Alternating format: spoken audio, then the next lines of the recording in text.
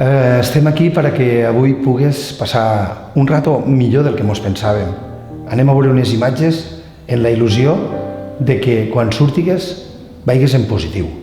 Que sigui unes imatges que t'endugues i unes paraules que t'endugues que vagis calat del que tens que intentar fer i un dia a dia. Aquí passaran companys que t'explicaran com és un dia a dia d'ells. Esperem que no mos tinguéssim que trobar mai treballant.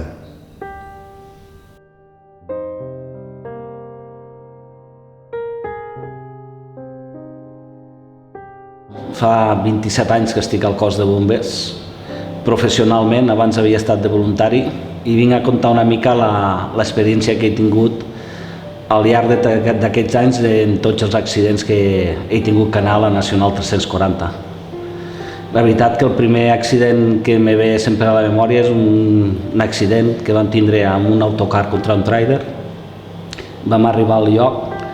La conseqüència en el primer cop ja van ser 13 morts i després tota una sèrie de gent ferida, a més atrapada entre els ferros. La veritat que va ser molt dur, sobretot perquè no saps per on has de començar. Quan trobes un petit cotxe saps que hi ha 2 o 3 persones i ho tens molt clar, però en un autocar la qüestió se va fer molt dura. A més, tot eren gent molt gran, eren gent de la tercera edat.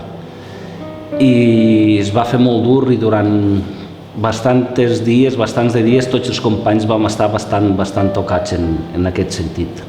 Com a metge d'urgències he rebut multitud d'accidents de trànsit, des dels més innocuos fins als més devastadors.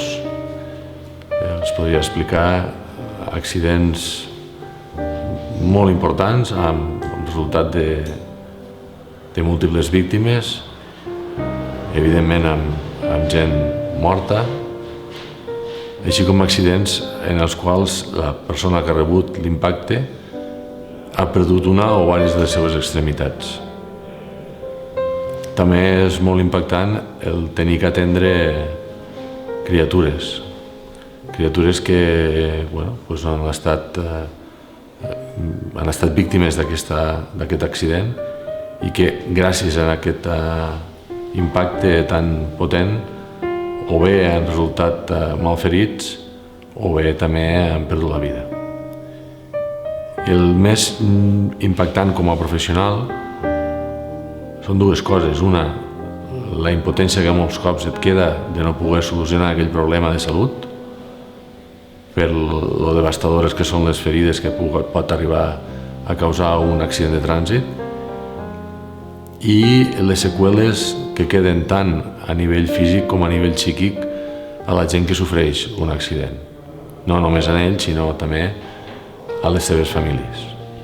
Vaig perdre el meu pare en un accident de tràfic i em sento bastant identificat perquè quan perds un familiar així tant de cop és una cosa que no pots pair bé. Aleshores, en el meu cas en particular, vaig perdre el meu pare quan jo era molt petit i no l'he pogut conèixer perquè era molt petit i he passat tota la infància, l'adolescència, tot això sense pare, no? I és algo que queda un buit bastant fort. A part de tot això, a nivell del preu familiar que es va tenir que pagar una mica va ser la meva mare, en aquella època tenia 39 anys, es va quedar viuda amb 5 fills, jo era el més petit i un germà que tinc més gran, i a tots, vulguis que no, són 5 persones que han estat amb un buit constant, diari, que et recordes molt sovint.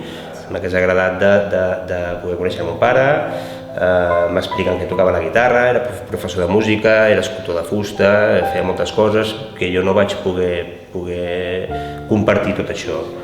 Aleshores, és algo que els accidents de carretera i les morts a la carretera i els accidents són són morts molt crues que no les pots pair bé perquè et venen de cop. venen de cop, després també queda com arraconat en l'oblit, perquè precisament a casa no s'ha parlat de la mort aquesta del meu pare, sempre ha quedat tot molt amagat, no? No sé, cops molt forts que de vegades decidim més tapar-los que no treure'ls.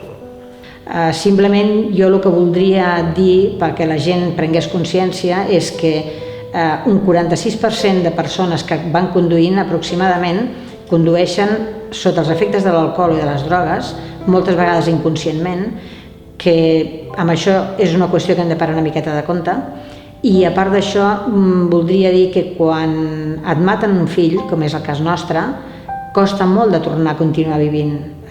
És un abans i un després, i si no has passat per un trans d'aquestes característiques és molt difícil que la gent ho pugui entendre. La gent del voltant et pot fer costat, però mai es poden posar en el teu lloc. Soc una persona molt vital a pesar de tot. Quan va passar això als meus fills, els meus 2 fills eren petits i la meva obligació era que ells continuessin vivint i tenint una vida normal. Ens ha costat molts anys que tota la família tingués aquesta normalitat. Ho hem aconseguit amb l'absència que realment hi ha, però el que sí que vull dir és que hi ha moltes associacions, molts grups de gent que està disposada a ajudar, que està disposada a aconsellar, que està disposada a ajudar, sobretot a les persones que tinguin algun tipus de problema, que la gent que no es quedi tancat amb la por de dir les coses o amb el dubte de com ho té que dir o d'enfrontar-se a la gent. El primer que es desenvolupa en una persona quan ha tingut un accident d'aquestes característiques és el sentiment de culpa. Evidentment, el sentiment de culpa quan et maten alguna persona de la família l'has de deixar de cantó i has de pensar que el sol surt cada dia i que tots tenim molt a fer per part nostra per poder tirar endavant i tenim l'obligació de continuar vivint. De vegades et sembla que siguis una persona que quan parles no t'escolti ningú. Les autoritats, quan tu reclames alguna cosa, el que sí que aprens, evidentment, és a conduir des d'un altre punt de vista. Vas conduint amb més cuidado, ets molt més curós i veus molt millor les coses que les pot veure una persona que no ha patit un accident d'aquestes característiques, no? Més que accident, jo diria desgràcia, perquè jo sempre dic que el meu fill el van matar, el meu fill no es va morir, el van matar. Llavors costa molt d'assumir que tu tens una criatura i que al cap de 5 minuts ja no hi és. Vull que això s'hi serveix també perquè les autoritats o perquè qualsevol altra persona que estigui implicada en aquest tema ens pot escoltar, que ens facin cas, que nosaltres estem vivint al Delta de l'Ebre, estem vivint al sud, però que també som territori, que volem els mateixos drets que la gent que està vivint al nord de Catalunya, que volem unes millors carreteres, que volem circular i poder-nos desplaçar com a personetes normals. No volem rotondes, no volem dobles ratlles contínues, si no tenim una autopista, no tenim una forma normal de poder-nos desplaçar. He decidit participar en aquest vídeo perquè crec que el meu testimoni és important, com el de qualsevol dels meus companys, per tot el que veiem diàriament a la carretera. Ser agent de trànsit és estar en contacte directe amb els accidents i darrere d'un accident el que el trobem és molts cops dolor. Dolor i persones que d'alguna forma deixen la vida allí. I el que s'adona compte és que aquest dolor, aquests accidents, la majoria d'ells són evitables. I per què dic això? Perquè la majoria dels accidents tenen com a conseqüència principal el factor humà, la persona, l'errada de la persona, per una dormida, per una infracció, per una distracció. Són causes d'accidents que veiem tots els dies a la carretera. Els agents de trànsit, quan arribem a un accident, tenim que donar serenor en moments crítics, moments d'angoixa, on hi ha molta gent que ho està passant molt malament, gent nerviosa, gent que ha perdut gent estimada, i a vegades tenim que ser una mica gelats i distants, però la veritat és que per dins a vegades ens estem desfent, veient el que veiem. Una de les parts de la meva feina que no m'agrada és quan ens toca anar a comunicar les morts. Quan una persona mor en un accident de trànsit, tenim el deure i l'obligació d'anar a informar els familiars. I us puc assegurar que no és gens fàcil, és tremendament dur i complicat anar a tocar aquella porta que se transforma en una porta geladíssima.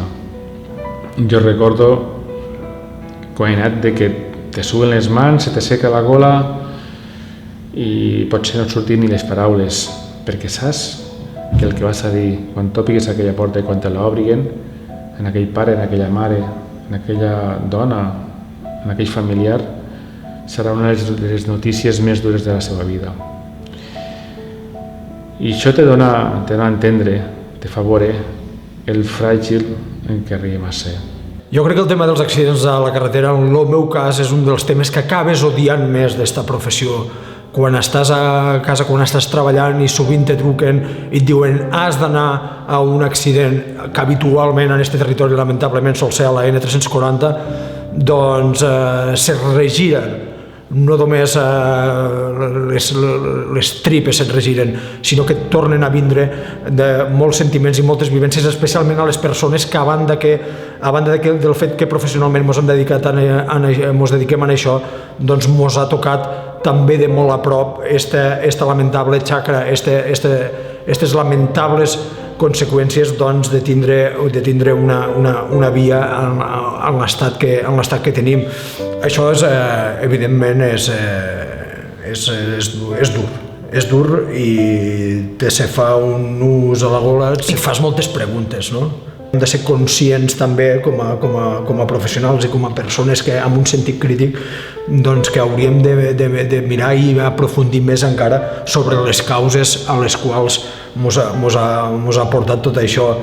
En aquest territori, evidentment, la 340 és la via, la carretera que per descomptat genera més perill, genera més víctimes mortals i clar, des del punt de vista de seguiment de l'actualitat i de seguiment informatiu, això mos fa estar molt atents a tot el que allí succeeix. Arribes al lloc dels fets i et trobes de forma molt recurrent, te trobes pràcticament en situacions ja que has vist anteriorment, en el sentit de que són accidents que es produeixen més enllà del que puguen ser doncs la falta d'atenció o la pèrdua d'atenció per part dels conductors i per part de les persones, dels usuaris que té la carretera, doncs moltes vegades se produeixen en punts concrets que tenen unes causes també que es poden explicar més enllà del que és la interacció de la gent i els seus vehicles. Hi ha cruïlles molt perilloses, extremadament perilloses, hi ha trams de doble carril també on molta gent a vegades potser creu de forma que no hauria de ser, que allò és pràcticament una autovia, que també són molt perillosos, i pel gran volum de trànsit, per la gran quantitat de vehicles que transporta, pels quals transcorre esta via cada dia, doncs s'està convertint en artèria corrupta, en el sentit que porta conseqüències molt indesitjables per a la vida de les persones aquí, i no només per a les persones sinó per als seus entorns més immediats, siguin les famílies, siguin els amics i sigui tota la societat ebrenca i jo diria que la societat en general, en tant que usuaris d'una via pública que hauria de garantir la comunicació i els desplaçaments segurs de les persones, i no que aquesta acció rutinària i quotidiana s'acabi convertint moltes vegades en una trampa autènticament mortal. Aquí venim a parlar una miqueta de les experiències viscudes dins del nostre món laboral sobre els accidents en carretera. I la veritat és que com a professionals que estem a la carretera intentant salvar les persones, és dur quan te trobes un accident. És dur al moment i és molt dur les hores de després, quan ja has acabat el servei, que molts de records continuen dins del cap i costa treure'ls, i moltes vegades has de parlar amb els companys i has de parlar amb altres persones per a poder anar descarregant totes aquelles experiències que vas vivint. És dur quan vas a un accident i et trobes que hi ha una víctima i l'altra persona que anava en un altre vehicle te comença a dir me s'ha tirat damunt, no he pogut fer res i tu no li pots dir que l'altra persona s'ha mort o que està molt greu i intentes donar una miqueta de recolzament psicològic, però que saps que de veritat està molt malament o que s'ha mort. I aquestes situacions marquen molt com a professionals i com a persones sobretot. És dur a vegades trobar-te en situacions i tu mateix t'has de posar una coraça, és la motxilla que portes, però t'has de ficar una coraça per anar fent-lo dia a dia, però de quan en quan això surt. I personalment el que voldria és que les persones prenguessin consciència de que quan se condueix una petita distracció, mirar el mòbil, mirar el navegador, tocar alguna cosa, se pot convertir en un accident fatal i després ja no és només el que et pugui passar a tu, és tot el que arrastra detrás, gent que potser fas patir un accident que no en tenen cap culpa, la teva família, la família dels altres, amics, la veritat és que és una merda. Qualsevol distracció al volant, qualsevol medicament al qual no li hem fet cas que estem prenent, per descomptat qualsevol ús o abús de substàncies tòxiques, incloent l'alcohol, per descomptat, que és la més freqüent, i no deixant de banda totes les altres. Fan que perguem la capacitat de reacció al volant i fan que l'accident pugui ser més freqüent i més devastador. Per descomptat, l'alterar o el saltar-nos qualsevol norma de circulació. És molt important que una persona, quan està al volant d'un cotxe, tingui la consciència que està conduint. Molts cops, segur, ens ha passat a tots, i sobretot fent el trajecte més habitual que tots fem, de casa a la feina, quan arribem a la feina, si ens pregunten per on hem anat, gairebé quasi ni ho sabem. Ho hem fet d'una manera mecànica. És a dir, al volant s'ha d'estar conscient, orientat i sapiguent el que es fa.